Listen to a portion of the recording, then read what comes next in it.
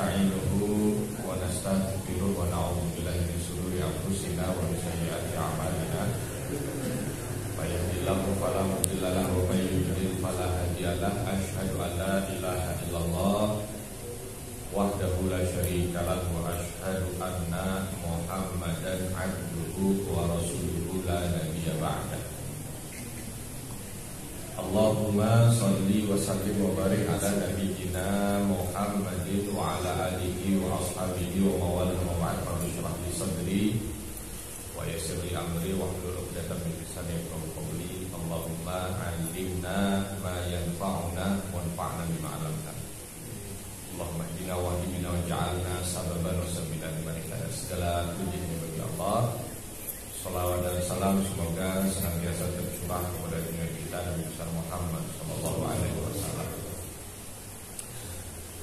Bapak dan Ibu sekalian yang dirahmati Allah, insyaallah kita melanjutkan kajian yang sepertinya bulan lalu kita sudah mulai sebenarnya berbicara tentang kelahiran Nabi Muhammad sallallahu alaihi wasallam. Terakhir kita bahas tentang apa ini kan? Ada yang ingat ya sampai di mana terakhir? Saya ingatnya itu masih pada bab kenapa Islam turun di Arab.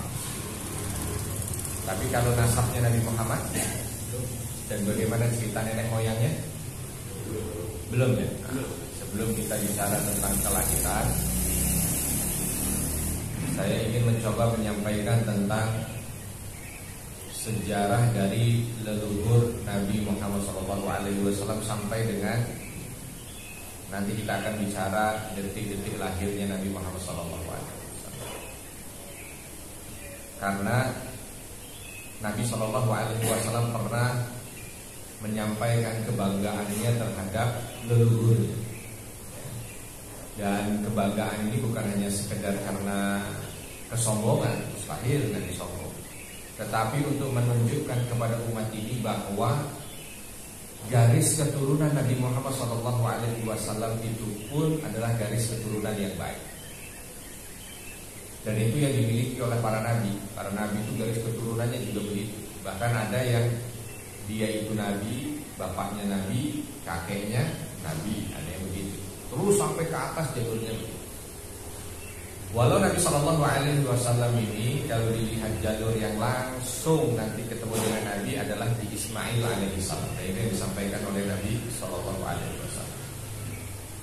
Tetapi dari Ismail sampai dengan Nabi Muhammad SAW ini dipenuhi oleh orang-orang yang menjadi tokoh di masa.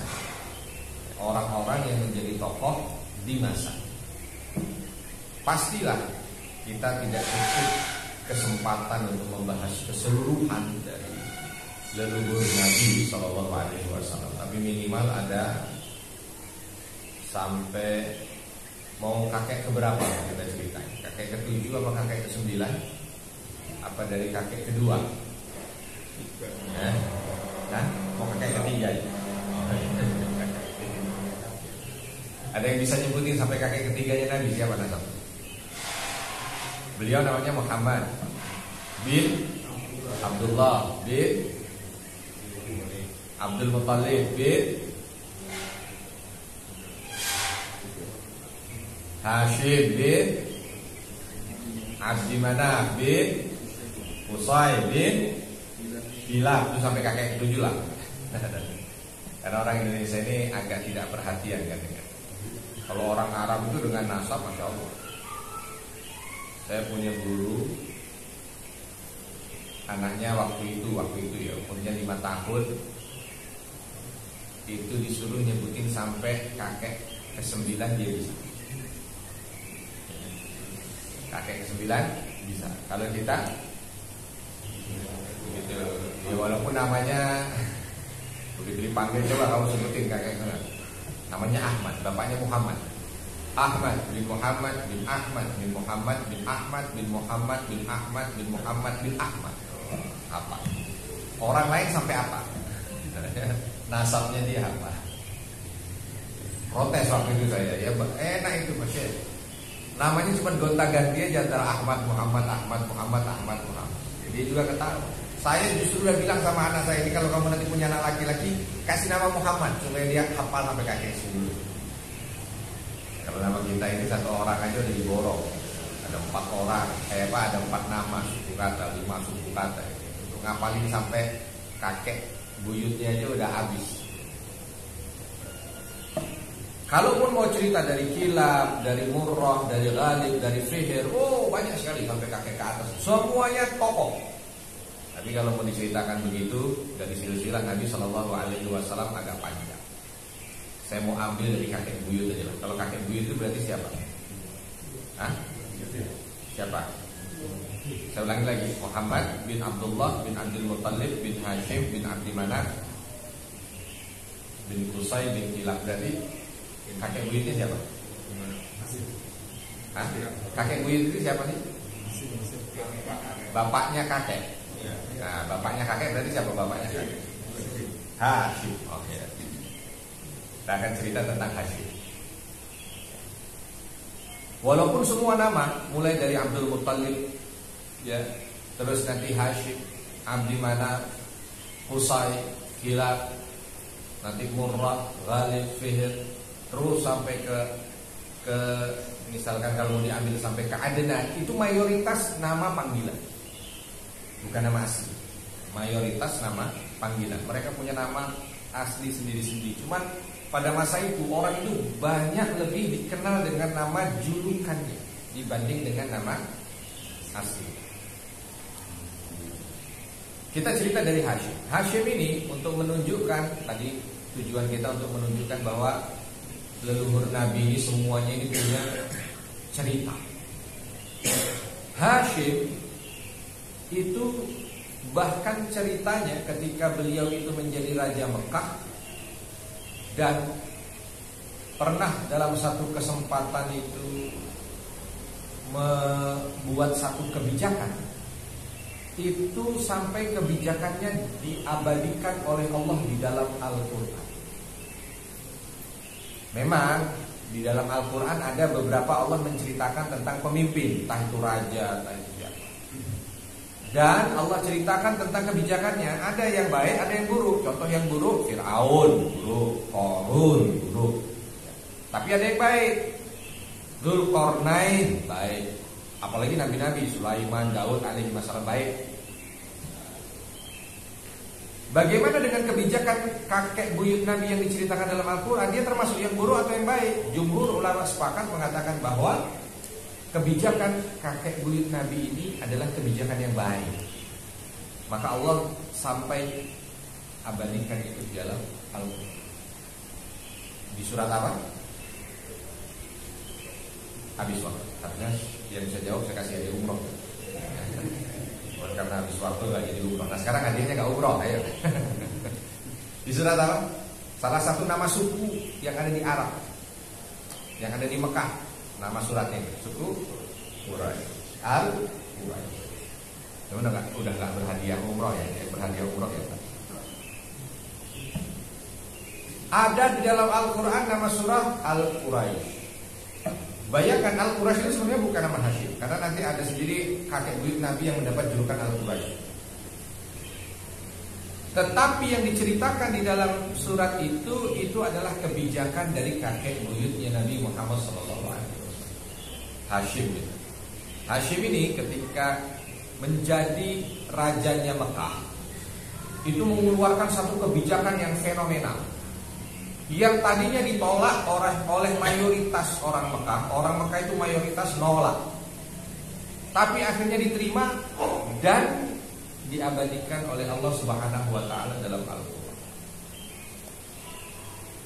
Apa itu kisahnya? Jadi ketika dulu kurang lebih kalau mau diambil ya sekitar 150 tahun masa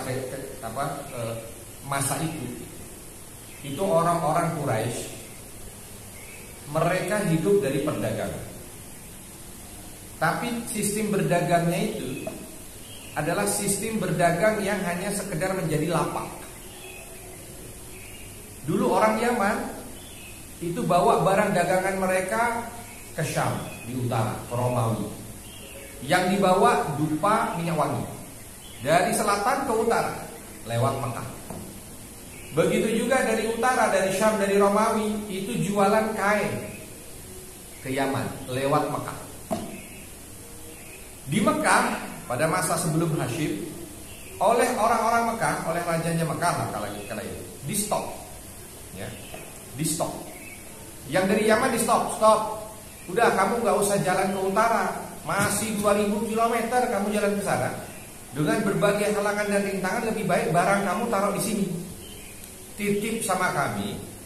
Nanti orang utara itu akan berangkat ke selatan, saya stop juga di sini supaya apa? Mereka nggak perlu ke sana, tapi mereka sudah dapat semua barang kamu di sini.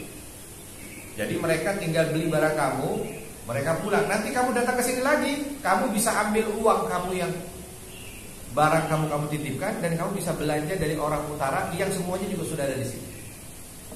Paham? Paham yang dilakukan oleh kakek buyut Nabi? Begitu. Jadi mereka santai aja. Orang dari selatan datang nitip barang, beli barang yang dari utara, pulang. Orang dari utara datang ngambil duitnya, beli barang dari selatan, pulang. Kalau istilah sekarang itu seperti platform-platform yang ada itu, Bukalapak, Tokopedia, gitu kan? Dia nggak punya apa-apa, dia cuma punya tempat aja. Semua orang nitip barang di situ. Mungkin mereka belajar dari siapa? Hah? Iya.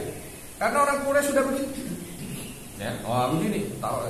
Cuman begitu Hashim datang, nah ini yang luar biasa. Begitu Hashim datang itu maksudnya lahir, besar, dan diangkat menjadi raja, itu dirubah. Dia bilang, kalau kalian wahai orang Mekah tetap begini, tinggal tunggu waktu, kalian akan hancur. Bingung orang Mekah kan? Bagaimana hancur? Udah turun temurun kami enak begini. Tinggal duduk pagi-pagi buka lapak lah gitu bahasanya. Orang datang dari sana ngambil, kita tinggal ngambil keuntungan, nggak perlu kemana-mana. Kata Hashim, justru di sini titik lemahnya. Andai misal nanti, karena semua dulu Pak perdagangan itu jalurnya kalau dari utara banyak, tapi begitu sampai di Arab itu nyusut di Mekah. Nanti dari Mekah mau ke Yaman banyak lagi jalur. Jadi kalau Bapak Ibu pernah lihat jam pasir itu kan bentuknya begini ya. Nah ini itu kayak jalur perdagangan pada masa itu dari utara ke selatan di Jazirah Arab. Jadi kalau dari utara itu banyak, bisa lewat Al-Ula, bisa lewat Sinai, bisa lewat macam-macam. Tapi begitu nanti sampai di tengah mengerucut di Mekah.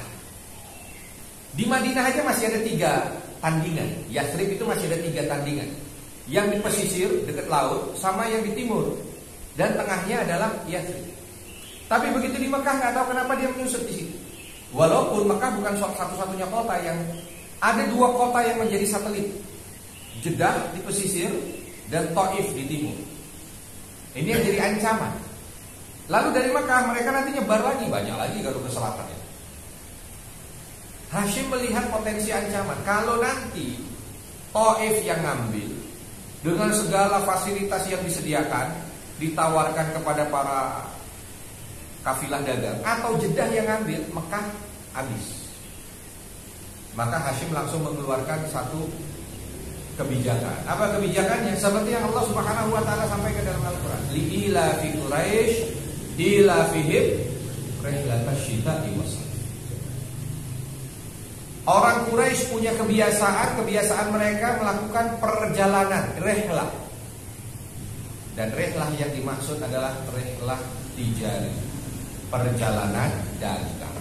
Syita wasai, musim dingin, musim panas.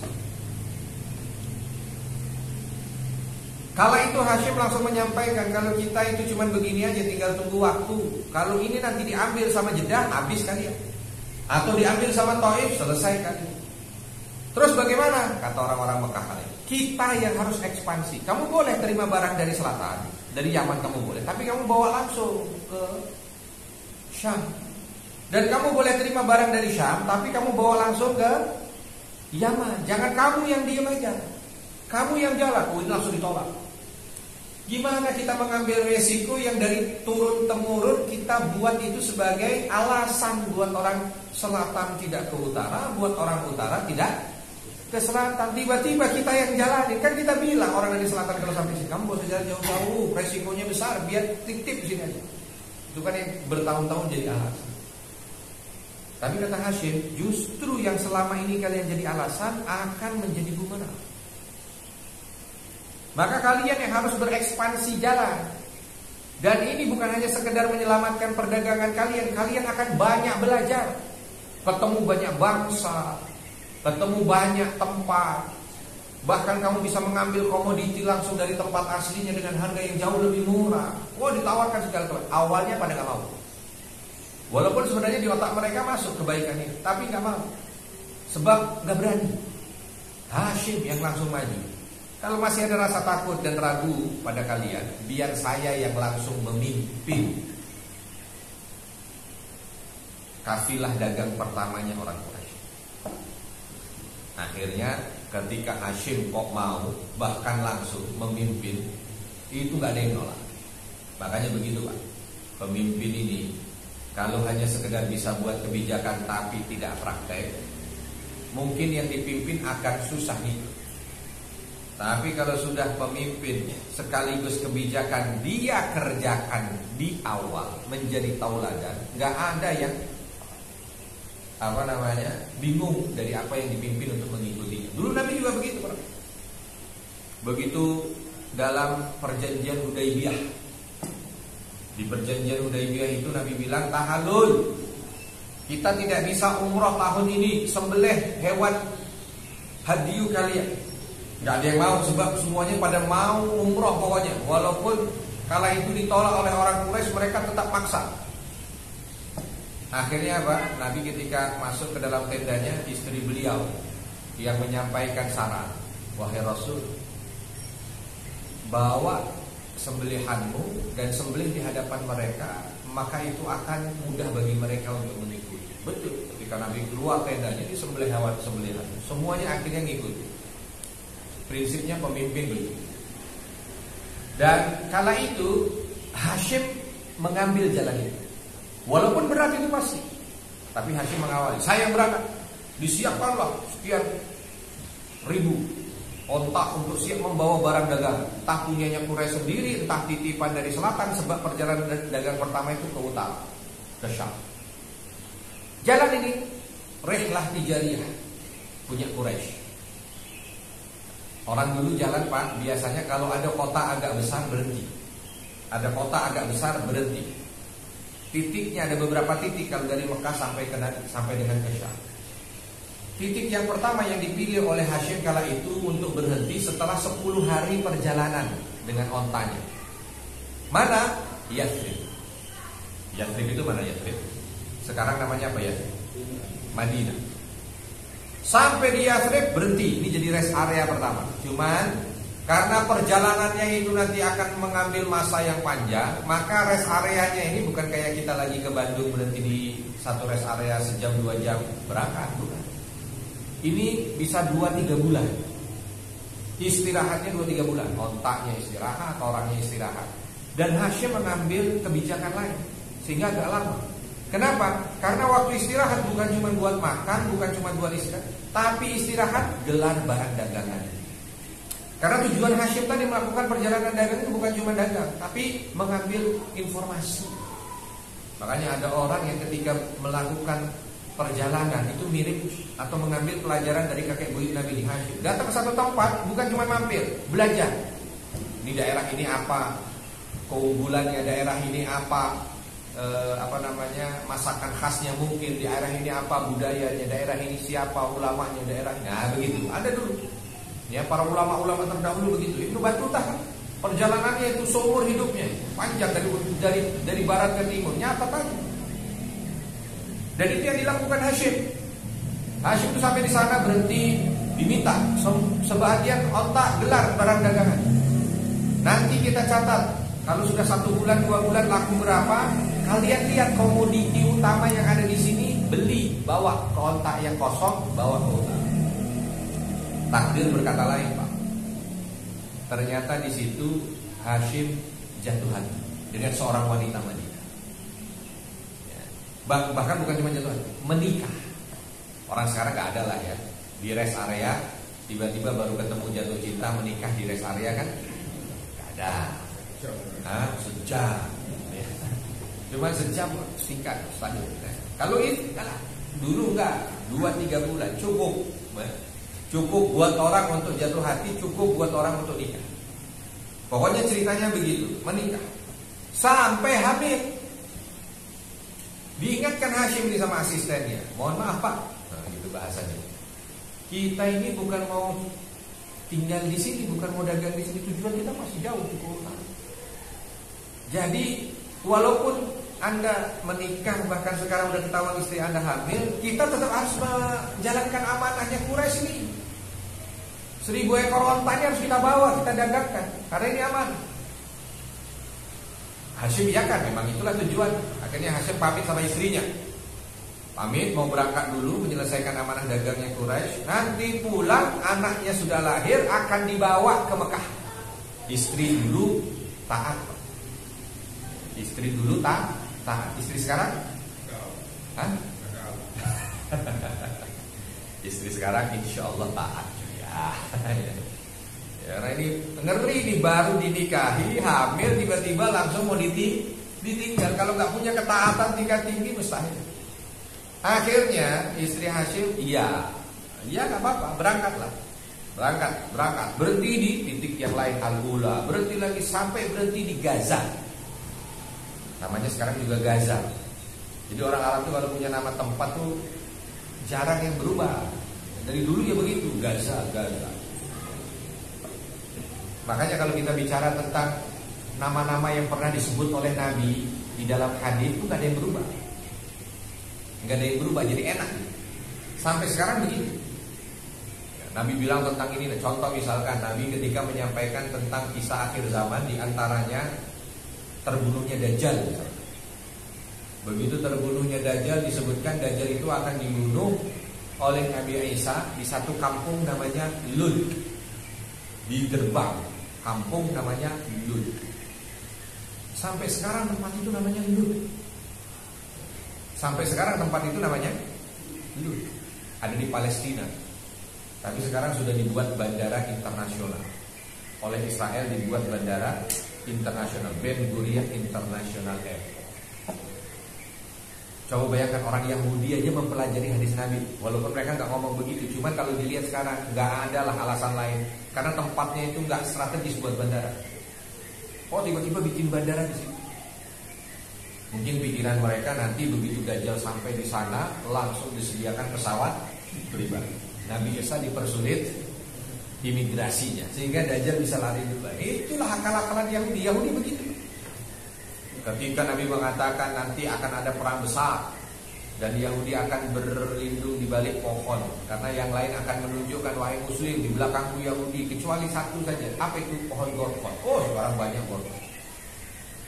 Dan lain sebagainya, cerita-cerita akhir zaman itu. Nabi bilang bahwa nanti Dajjal akan masuk dari pintu ini dan pintu inilah juga yang dimasuki oleh Nabi Isa. Tapi di pintu ini Dajjal akan meleleh seperti garam. Sebab takutnya dia kepada Nabi Isa. Pintu itu ditutup permanen sekarang.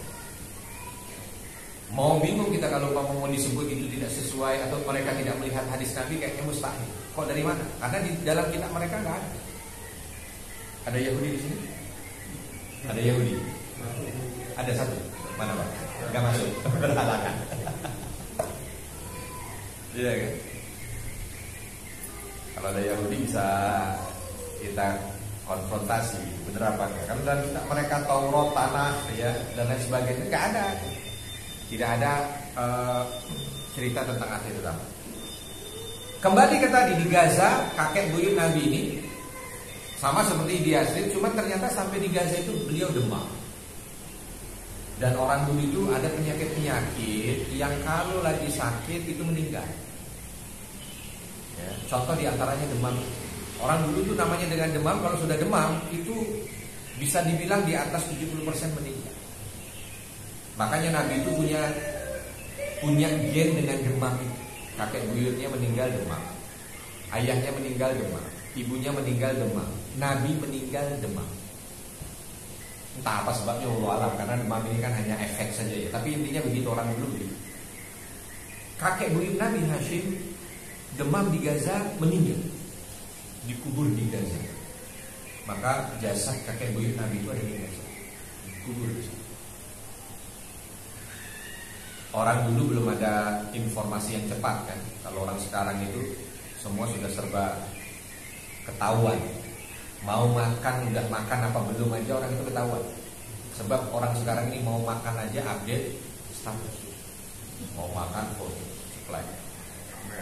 Ya, entah pamer, entah informasi, ya, entah mau nawarin, wallahu lah ya. Tapi intinya dia ngeliat, oh udah makan. Begitu ketemu besok, kemarin makan ya di sana. Oh, tahu itu orang sekarang. Orang dulu kan sampai akhirnya anaknya yang ada di Yathrib, yang di Madinah lahir. Begitu lahir, orang Arab ini punya kebiasaan kalau ada anak lahir yang memberi nama bapaknya, nggak ada ibunya punya campur tangan, bapaknya. Kalau bapaknya udah nggak ada, kakeknya nggak ada, pamannya. Tapi masalahnya ini, anak ini lahir, bapaknya nggak ada. Ya nggak tahu lah itu informasinya pada masa itu kan belum ketahuan masih hidup atau tidak. Terus bapaknya juga nggak ada saudara sama sekali di sana, hanya ada ibunya. Maka kala itu agak unik karena ini diberi nama oleh ibu. Dan karena yang memberi nama ibunya mungkin diberi nama yang simpel. Karena anak ini lahir ada uban, maka langsung oleh ibunya diberi nama Syaibah. Syaibah ini bahasa Arab, bahasa Indonesianya artinya uban. Ya mirip lah, orang Indonesia juga kan kadang-kadang sampai sekarang juga masih ada itu mau ngasih nama yang simpel. Ada anak lahir bulan Agustus dikasih nama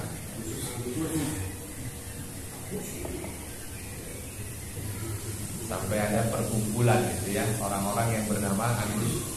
Kalau Pak Agus punya rumah makan itu ada tulisan, saya pernah masuk rumah makan tuh Pak, sayang saya nggak satu nama deh.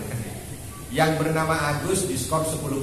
Wah enak, karena yang punya namanya nah itu udah pasti tuh, insya Allah tuh yang Agus namanya itu lahir bulan Agustus.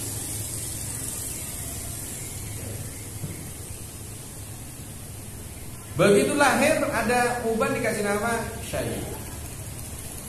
Gak tahu nih kondisi suaminya bagaimana. Sekian tahun, karena memang perjalanannya itu panjang kala itu. Datanglah kafilah dagang yang tadinya ini kafilah dagang Hashim, pulang ke Mekah, lewat Yathrib lagi. Asistennya Hashim yang datang menemui istrinya Hashim. Dia bilang bahwa ada wasiat dari suamimu meninggal. Ya, berita yang pertama dikasih, suamimu meninggal. Tapi ada wasiat dari suamimu, aku diminta untuk membawamu dan anakmu ke Mekah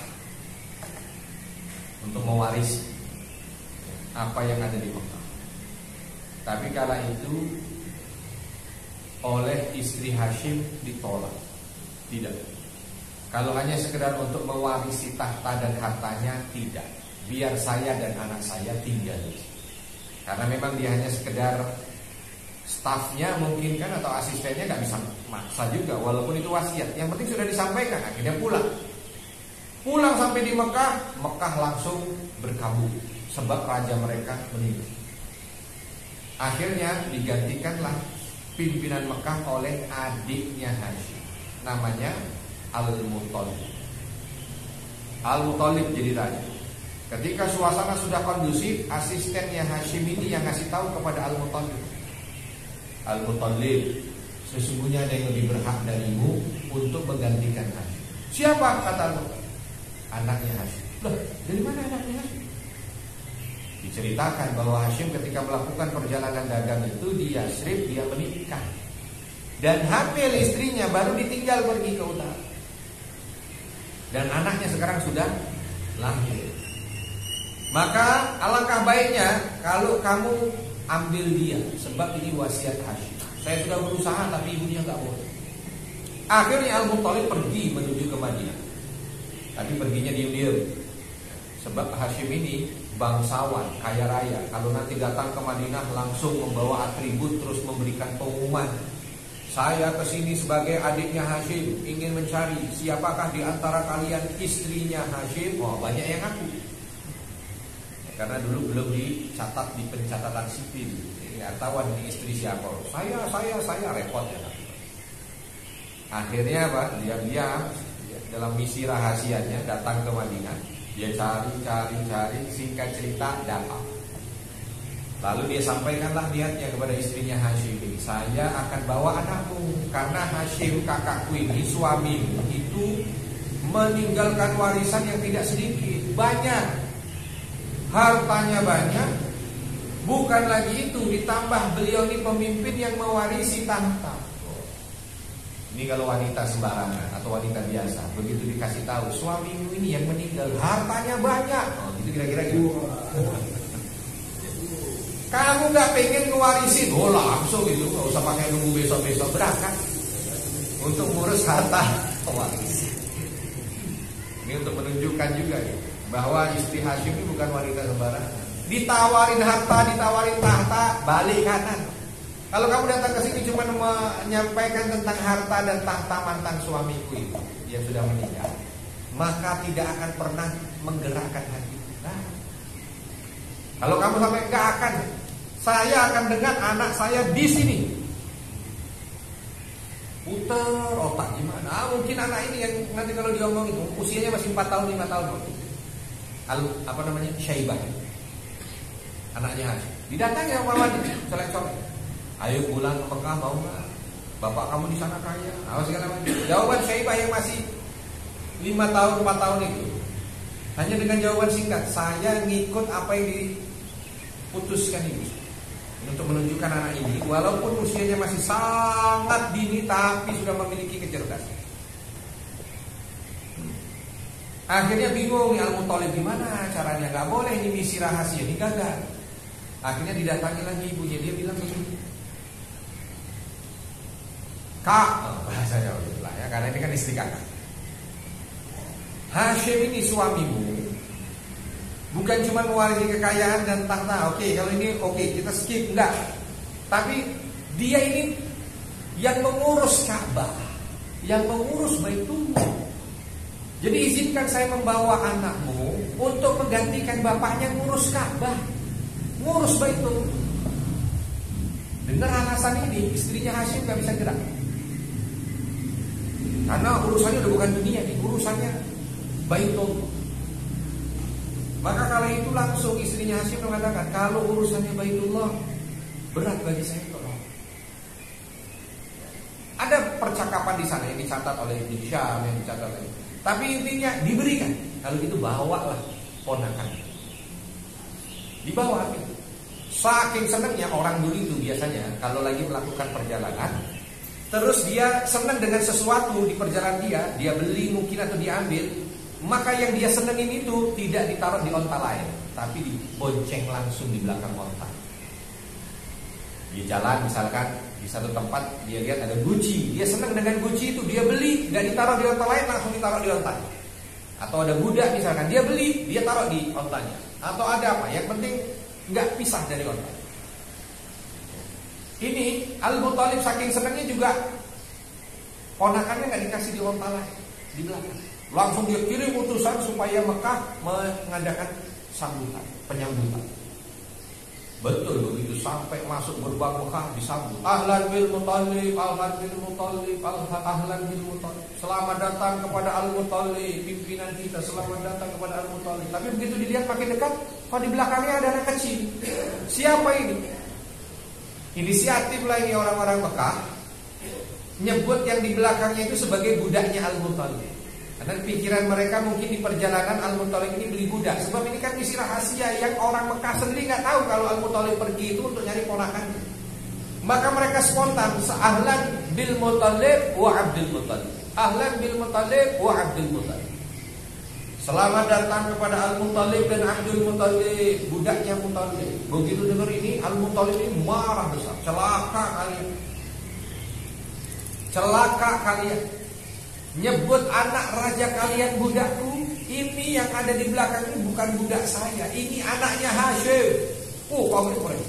Tapi ini Syaibah justru nepok paman. Biarkan mereka nyebut namaku Abdul Muthalib, enggak usah dimarahin. Kata Al-Muthalib, enggak, kamu bukan budakku. Bagaimana kamu disebut sebagai budakku? Kata Syaibah kala itu, paman, sebab dengan nama ini aku ingin mengingat. Karena datangnya aku ke tempat ayahku ini karena engkau. Biarkan. Lalu Al-Muttalib bilang, kalau memang itu keinginanmu, karena cintaku padamu aku tidak tolak. Biar kalau itu. Akhirnya mulai dari saat itu sampai dengan kita sekarang, anak ini dinamakan atau kita sebut namanya dengan nama Abdul Muttalib. Siapa Abdul Muttalib? Kakek. Nama aslinya? Kenapa dikasih nama Syaibah? Bukan karena ibunya ngasih nama Syaibah. Karena Uban apa karena ibunya? Karena ibunya. Ibunya tadi kasih nama. Cuma ibunya ngasih Syaibah karena itu urutannya begitu, jangan salah. Kalau nanti ada ujian itu harus dipahami. Itu soal maut. Kenapa dikasih nama Syaibah? Itu banyak yang jawab sih karena Uban, salah. Kenapa dikasih nama Syaibah? Karena ibunya kasih nama Syaibah. Panjang ceritanya, karena nggak lama dari itu di masa remaja Abdul Muttalib. Di masa remaja Abdul Muttalib, pamannya Al-Muttalib ini meninggal. Banyak orang yang nggak tahu sejarah ini sehingga kok nama kakek Nabi itu Abdul Muttalib. Emang Al-Muttalib ini siapa? Banyak yang nggak tahu. Alhamdulillah, minimal pengajian pagi hari ini kita tahu. Panjang ceritanya, tapi intinya sampai Al-Muttalib meninggal. Begitu Al-Muttalib meninggal, nggak langsung digantikan oleh Abdul Muttalib sebab ada kudeta dari adiknya Al-Muttalib. Ada yang mengatakan dari kakaknya Al-Muttalib, sehingga tidak langsung Abdul Muttalib ini menjadi raja. Tapi akhirnya didukung oleh mayoritas Quraisy untuk kembali mengambil alih. Panjang lagi ceritanya, Abdul Muttalib menjadi raja. Abdul Muttalib dinobatkan jadi raja Makkah. Setelah berjalan beberapa waktu sampai Abdul Muttalib ini mimpi. Mimpinya apa? Mimpinya diminta untuk menggali Zam-Zam. Kita perlu tahu Pak, Zam-Zam itu bukan terus ada dari zaman Nabi Sulaiman sampai kita saat ini. Enggak. Hilang hampir 1000 tahun. Hilangnya hampir 1000 tahun. Cuman hilangnya bukan karena apa-apa, hilangnya karena hoax. Jadi pernah Zam-Zam itu diterpa hoax, pernah. Ya. Zam-Zam diterpa hoax, pernah. Sampai sekarang juga masih ada beberapa hoax berkaitan dengan Zam-Zam, ada. Karena memang dari dulu ya, 1000 tahun hampir nggak ada Zam-Zam. Makanya Abdul Muttalib kala itu, di masa Abdul Muttalib ini Zam-Zam itu nggak ada, adanya cuma Ka'bah, Zam-Zam nggak ada. Karena dulu Zam-Zam ini setelah Nabi Ismail itu meninggal, Mekah dan Zam-Zam dikuasai oleh suku Jurhum. Suku Jurhum ini aslinya Yaman. Dikuasai oleh suku Jurhum aslinya Yaman. Tapi ketika Nabi Ismail meninggal, banyak suku yang berusaha untuk mengalahkan Jurhum mengambil alih Zam-Zam. Sebab zaman dulu ada sumur, itu sumber kehidupan. Kayak sekarang ini ada negara punya minyak, wah itu sumber kekayaan. Pengen orang banyak untuk menguasai. Zaman dulu hukum rimba itu serang. Beberapa waktu Jurhum mampu untuk mengalahkan orang-orang yang ingin menyerangnya. Tapi sampai pada satu masa ada suku besar yang ingin mengalahkannya dan Jurhum tidak mampu menahan. Sampai pada titik mereka tidak bisa bertahan dan pasti besoknya itu mereka terusir. Akhirnya apa?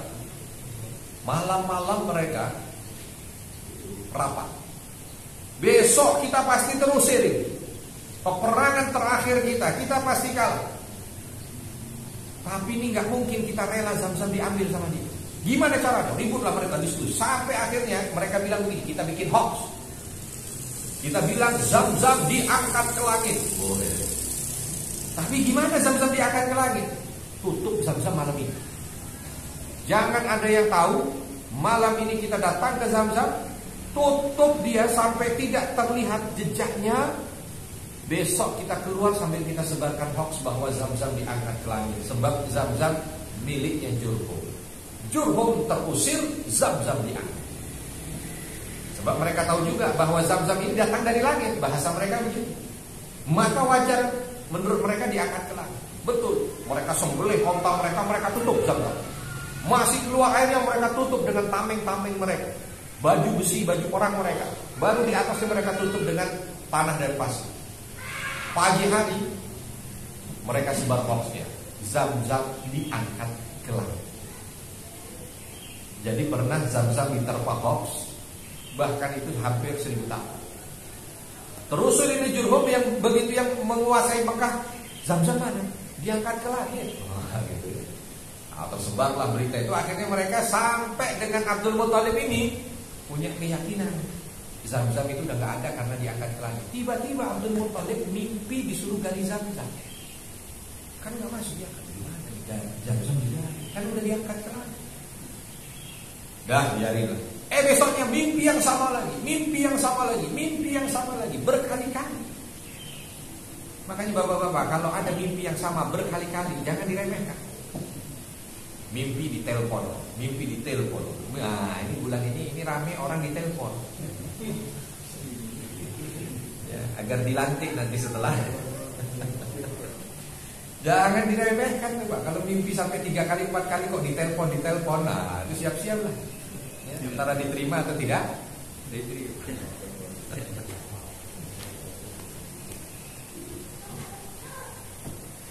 Mimpi sampai mimpi terakhir itu diminta gali Zamzam, bukan cuma diminta gali Zamzam, tapi diarahkan tempatnya itu dengan tempat yang presisi. Jalan kamu ke arah pintu Ka'bah, hadap ke arah ini, sekian langkah kamu akan jumpa ada semut banyak di atas. Di tempat semut itu kumpul dan Abdul Muthalib ketika bangun, wah ini kayaknya gak bisa dibiarkan. Buktikan langsung. Dibuktikan pagi harinya di jalan, betul ada semut loh. Pulang dia ambil paculnya, bahasanya telah mungkin, atau ambil kapak, dia gali. Karena digalinya itu di dekat Ka'bah yang menjadi sentral orang itu pada kumpul gitu kan. Begitu lihat, Abdul Muthalib kenapa tiba-tiba gali dan tidak menyampaikan informasi ini ke kita? Protesnya orang-orang Quraisy. Abdul Muthalib, ngapain digali ini? Kata Abdul Muthalib dengan jujurnya dia katakan, saya diminta untuk menggali Zamzam. Kaget orang Quraisy, Pak. Abdul Muthalib, mohon maaf, Anda ini pimpinan kami dan kami kenal bahwa Anda itu cerdas, tapi kenapa kok Anda melakukan hal bodoh? Oh, begitu. Disebut hal bodoh kenapa? Karena sudah yakin mereka Zamzam diangkat ke langit, kok tiba-tiba digali gitu kan, menurut orang Quraisy. Tapi tadi digubris sama Abdul Muthalib. Terus disampaikan kalimat-kalimat hinaan. Oh, ini berhalusinasi. Oh, ini begini. Karena dihina, pimpinan kok dihina, marah. Kalau bawahan dihina udah biasa. Ini pimpinan dihina, sama bawahannya marah. Sumpah ini diucap oleh si Abdul Muthalib. Apa sumpahnya? Kalau saya punya 10 anak laki-laki, akan saya sembelih 1 kalau ternyata betul yang saya gali ini keluar Zamzam. Oh, dia orang. Oh, ternyata Abdul Muthalib serius. Jangan diganggu. Bagus lagi. Tiba-tiba kenalah pacul ini benda tajam, benda keras. Pang. Oh, mulai kaget ini orang. Diangkat tameng, diangkat baju besi. Nah, orang-orang Quraisy itu mulai dalam pikiran mereka, kalau bukan Zamzam, mungkin hartanya Qarun. Harta Qarun. Nah, harta Qarun ini dahsyat, Pak. Orangnya di Mesir, Pak. Qarun ini di Mesir. Tapi di Bogor ada hartanya. Nah, kemarin ditemukan di Bogor harta Qarun. Ya, ini kan hartanya Qarun, kok bisa sampai Bogor? Bingung juga. Ya, untung nggak ada diaku oleh anak keturunannya Qarun. Anak keturunannya Qarun masih ada? Masih ada, Pak? Anak keturunan Qarun? Hah? Di sini nggak ada, tapi masih ada. Anak keturunan Qarun masih ada.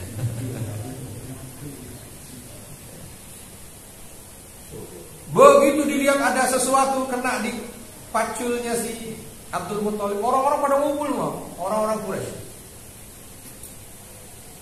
Abdul Muthalib, boleh kami bantu?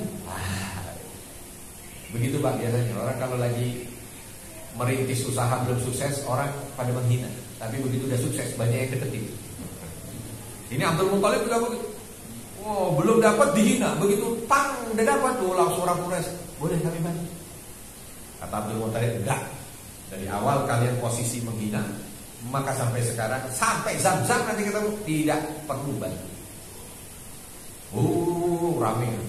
Angkat segala perangkat, baju besi, tameng segala macam itu nanti akan ditempel ke kamu.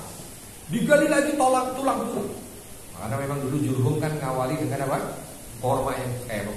Onta yang disebut. Diangkat tulang, gak lama dari itu memancar itu Zam-Zam. Sifatnya Zam-Zam ini memancar. Begitu memancar kaget semua orang. Ternyata Zam-Zam itu ada gitu. Tapi bersamaan dengan kaget itu, hasadnya orang Quraisy timbul. Mereka bilang, nggak mau saya kalau Zam-Zam, nggak mau kami kalau Zam-Zam hanya dikuasai oleh Abdul Muthalib. Zam-Zam ini walaupun yang gali Abdul Muthalib, tapi ini milik Quraisy. Abdul Muthalib apa? Lalu yang ini bilang, ya Abdul Muthalib yang mimpi sebab dia pimpinan kita. Kalau pimpinan kita yang lain mungkin dia yang mimpi. Orang lah hampir perang. Tapi mampu diredam peperangan ini. Dan akhirnya mereka sepakat masalah ini tidak diselesaikan oleh mereka, tapi masalah ini diajukan ke mahkamah. Bukan.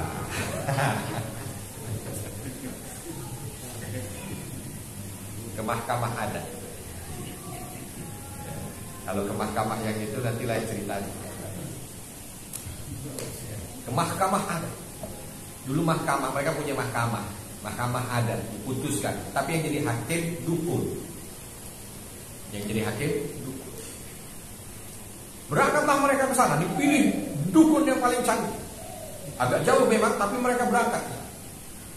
Saat mereka sedang istirahat, bikin tenda. Dua kubu ini karena masih bermusuhan, tendanya agak berjauhan. Ya, tenda Abdul Muthalib di sini, tendanya koalisi Quraisy di situ.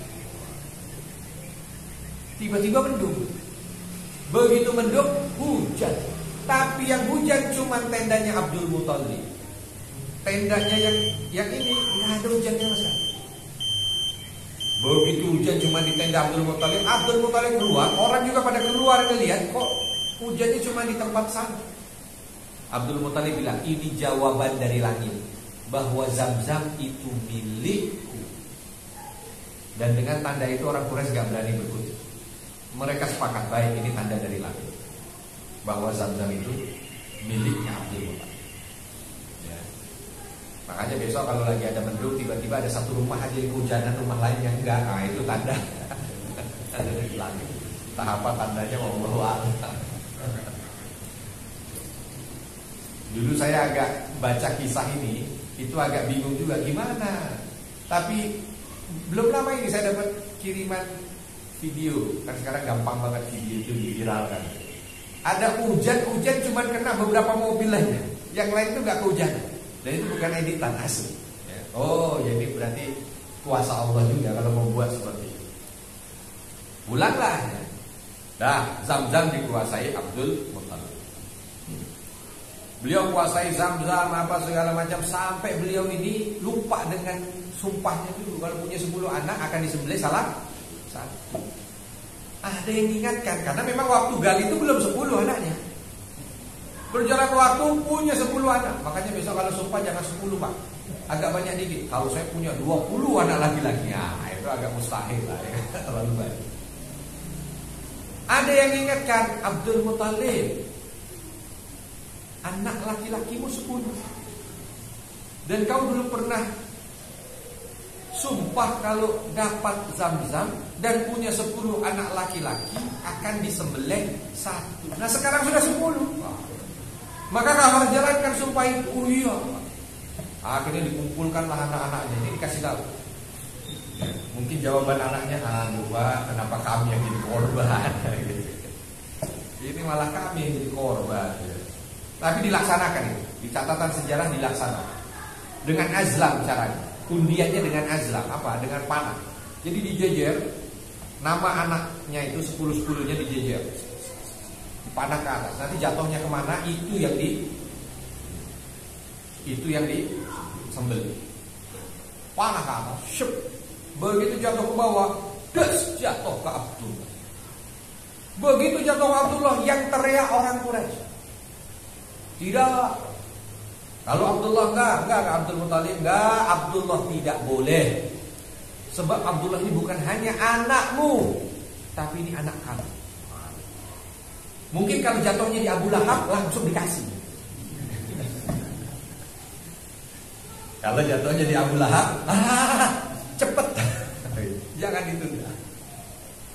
Karena memang Abu Lahab itu sudah bermasalah dari mudanya, sudah bermasalah. Ada cerita tersendiri juga. Paman-paman Nabi ini semua 10-10-nya ini ada ceritanya.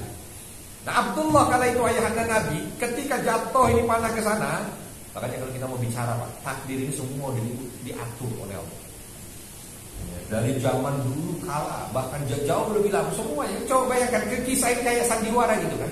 Tapi ini real, bukan bohong, bukan fiksi, bukan karangan, bukan. Itulah yang terjadi. Begitu jatuh ini di Abdullah, orang-orang Quraisy nggak setuju sebab Abdullah ini Pak adalah pemuda yang digadang-gadang oleh mereka untuk menjadi pemimpin berikutnya.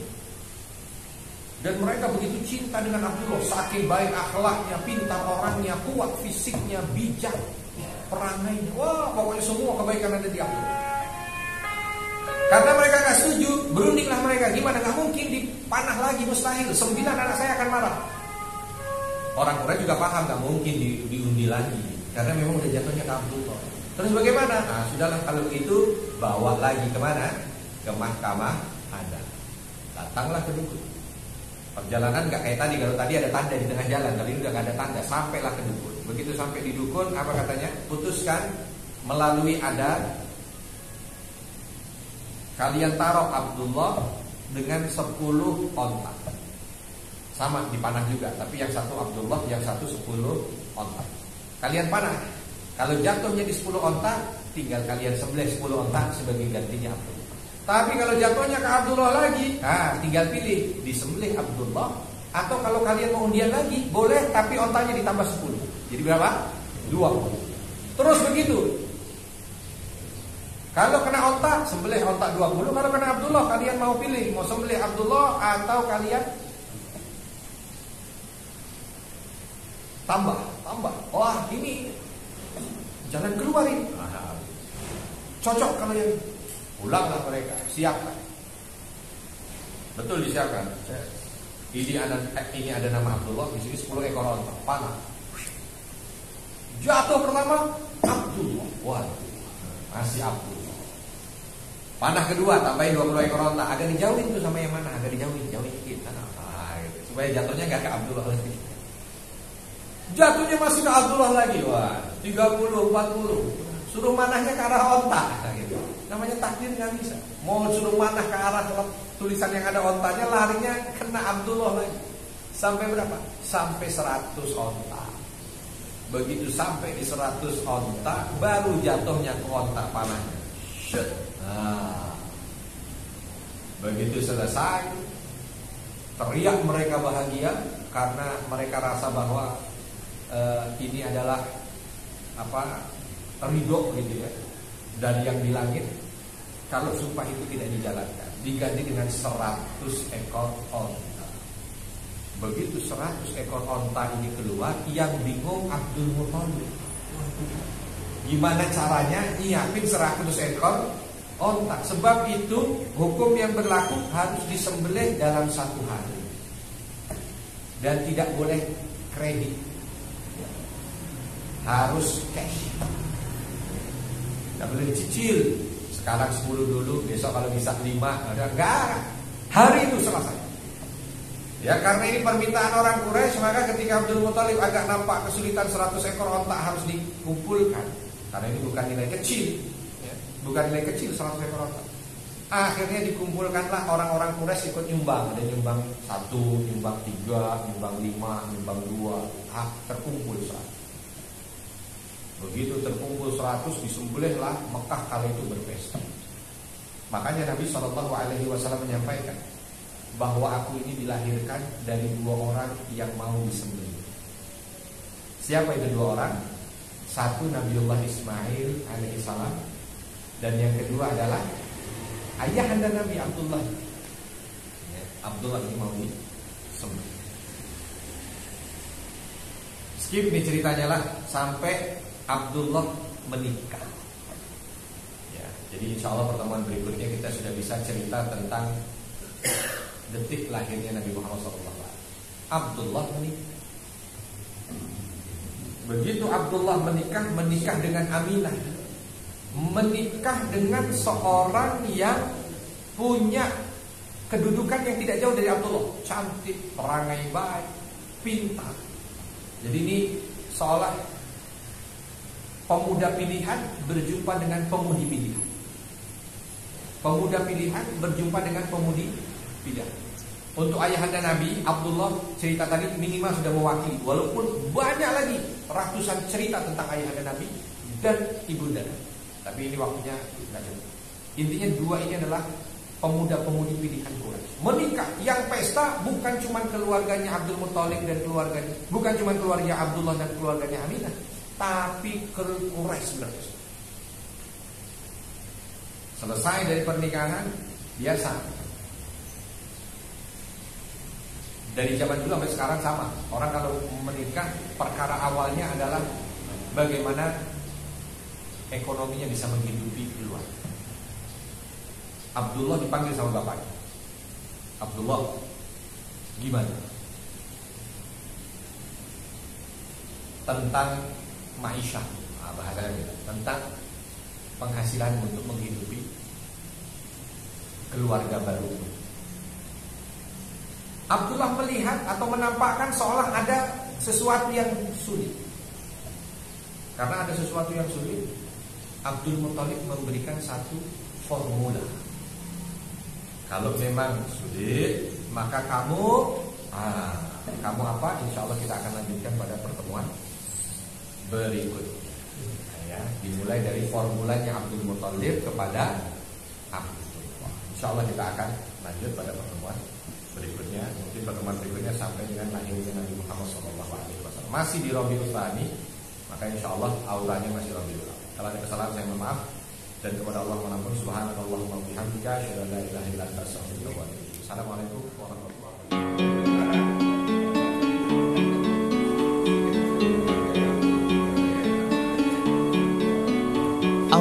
Allahumma arhamna bil Qur'an waj'alhu lana imaman wa nuran wa hudan wa rahmah. Allahumma dhakkirna minhu ma nasina wa 'allimna